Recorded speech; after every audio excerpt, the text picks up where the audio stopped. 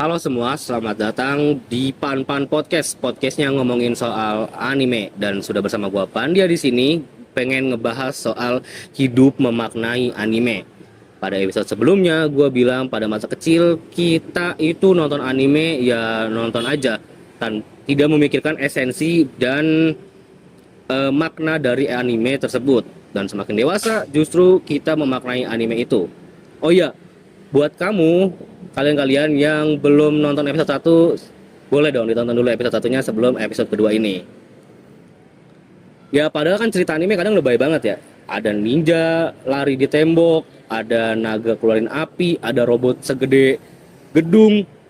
Yang itu tuh nggak mungkin ada di dunia nyata gitu. Tapi entah kenapa tetap aja masuk ke hati dan masuk yang rasa relate aja sih. Dan gue juga suka berpikir kenapa bisa ya gitu. Dan makin banyak gue nonton anime, ternyata anime tuh punya yang cara yang unik buat ngomong sama kita.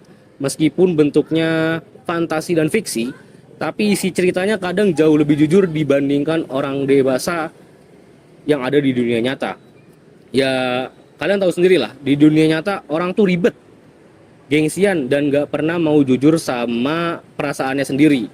Sedangkan di anime, kalau mau teriak ya teriak aja, mau nangis sesuka kapanpun, dan semuanya tuh ditampilin apa adanya.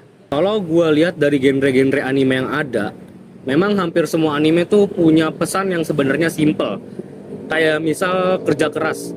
Karakter yang awalnya cupu, ditindas, sering dibully, skillnya pas-pasan, tapi itu dia sering melakukan usaha-usaha kerja keras, kayak latihan dan belajar apapun itu, lalu menunjukkan hasilnya itu jadi kuat. Memang sih di anime kadang kita cuma perlu satu momentum buat langsung nunjukin kekuatan kita. Tapi pada dasar prinsipnya kita tuh kalau mau sesuatu ya harus usaha, dan itu tuh ngena banget di gua. Lalu ada soal persahabatan.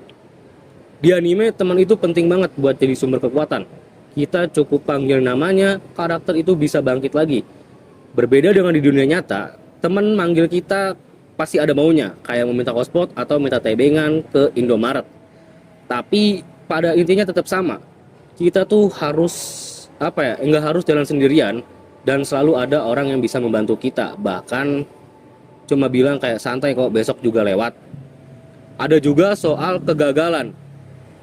Kegagalan ini sering banget muncul di anime, dan banyak anime yang nunjukin bahwa karakternya tuh sering banget jatuh, sering kalah, dan suka kehilangan sesuatu yang penting. Kadang itu relate banget kehidupan kita, dan buat kita yang kadang ngerasa gagal sedikit aja itu udah buat kita overthinking dan insecure pastinya. Tapi kalau di anime tuh kayak ngasih reminder atau pengingat kecil bahwa nggak apa-apa kok, gagal itu hal yang biasa, yang penting lu tetap bangkit dan jalan lagi. Lalu dan entah kenapa lewat anime itu pesannya jauh jadi lebih simpel dan masuk ke hati dan ke kepala. Lalu ada juga soal identitas diri. Banyak karakter yang awalnya tuh nggak tahu tujuan hidup mereka sebenarnya tuh apa, dan itu kan sebenarnya fase yang lumrah dialami oleh banyak orang. Dan kita juga kadang nggak tahu sebenarnya mau jadi apa, mau melakukan apa, nggak tahu mau ngelakuin apa, dan siapa kita pun sebenarnya kita tuh nggak tahu. Tapi di anime juga bilang kalau nggak apa-apa sebenarnya bingung itu, yang penting kita tetap jalan, tetap mencari jawaban itu, dan percaya kalau lu akan ketemu jawaban di tengah perjalanan nanti. Tapi yang menurut gua paling kerasa, yang paling deep ini adalah bagaimana anime itu jujur soal emosi dan perasaan. Kalau di anime karakter itu bisa nangis tanpa adanya malu, nangis ya nangis aja. Dan ketika takut pun bilang aja sebenarnya gue tuh takut, dan bisa mengakui itu, kadang juga meminta bantuan, tolong dong gue butuh bantuan lo. Dan itu tuh jarang banget kita temui di dunia nyata. Kadang di dunia nyata aja kita tuh sering menutupi perasaan dengan cara sok kuat, sok bisa, sok cuek, padahal mah hatinya lagi rapuh. Makanya pas nonton anime kadang kita tuh lebih kerasa relate aja, dan lebih ngerasa bahwa ada yang ngertiin perasaan kita walaupun itu cuma karakter dua dimensi. Selanjutnya ada hal-hal apa ya? Hal-hal pahit, hal-hal pahit yang tentang kehilangan juga sama. Anime itu juga banyak yang menceritakan soal kehilangan keluarga, kehilangan tempat tinggal, serta kehilangan orang-orang yang disayang. Meskipun ceritanya itu fiksi, tapi kadang rasa sakit yang ditampilin itu nyata banget. Dan kadang lewat anime, kita jadi punya tempat yang aman buat ngerasain emosi itu tanpa takut dibilang lebay. Nah, anime tuh apa ya, kayak ngasih ruang buat kita untuk nangis nangis aja gitu tanpa adanya alasan yang rasional. Terus ada satu hal lagi yang sering banget tuh muncul di anime soal jatuh bangun.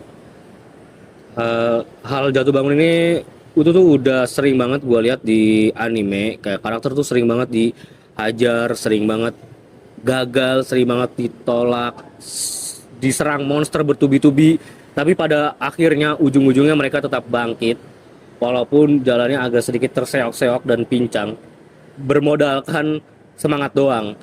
Di dunia nyata kita juga sering kok ngalamin ke hal-hal kayak gitu, cuma ini tuh versinya lebih kecil aja, kayak nilai jelek, tugasnya numpuk, deadline nggak kelar-kelar, atau drama hidup yang sebenarnya tidak ada akhirnya gitu. Bedanya kita tuh nggak punya soundtrack epic yang ngedukung kita pas lagi ngedown gitu, tapi apa ya, tetap ada pesan yang sama lah yang pengen disampaikan dari anime tuh, kayak hidup tuh bakal terus ngejatuhin lu gitu. Tapi selalu ada kesempatan buat bangun secara perlahan. Dan bahkan kalau hari ini lu cuma kuat buat bilang, ya nggak apa-apa kok, hari ini segini aja juga nggak apa-apa, yang penting kita coba lagi besok. Nah, karena itu juga meskipun anime penuh dengan hal-hal yang mustahil yang ada di dunia nyata, kayak ninja jalan di tembok, robot segede gedung, naga ngeluarin semburan api, namun bagian-bagian manusianya yang bikin kita stay kayak gitu. Dan anime tuh kadang juga ngasih versi dunia yang lebih mudah dan gampang dicerna. Meskipun tetap ada rasa sakitnya, tetap ada rasa susahnya, tetap ada sedikit tamparannya, tapi anime tuh selalu ada gitu dan nyisipin harapan-harapan kecil di tengahnya. Ada momen yang bilang, tenang, hari ini memang berat, tapi lu bisa lewatin kok. Dan mungkin itu juga alasan kenapa sampai sekarang gua masih nonton anime di tengah hidup yang lagi ribet banget. Dan anime jadi apa ya, semacam checkpoint, tempat singgah sebentar buat ngumpulin energi, abis itu lanjut jalan lagi. Buat sebagian orang anime tuh cuma hiburan, ya itu nggak apa-apa sih. Tapi buat banyak dari kita, anime tuh kayak cerminan hidup. Cermin yang nunjukin kalau hidup itu nggak gampang, tapi juga nggak sepenuhnya gelap. Oke, segitu dulu buat episode Pan-Pan Podcast kali ini. Terima kasih banyak yang udah dengerin ocehan gua kali ini soal hidup memaknai anime. Dan semoga lu yang lagi capek, yang lagi overthinking, yang lagi insecure, bisa dapet apa ya, hal-hal baik dari ocehan gua ini. Jangan lupa teman-teman untuk like, komen, dan subscribe biar nggak ketinggalan episode-episode berikutnya. Gua Pandia, pamit undur diri. Sampai jumpa di Pan-Pan episode berikutnya. Sayonara.